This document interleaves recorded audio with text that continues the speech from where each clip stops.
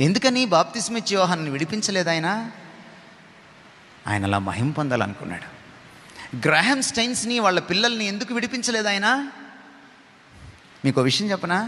ఒక Graham stains ఉన్నాడని ఒక వ్యక్తి 21వ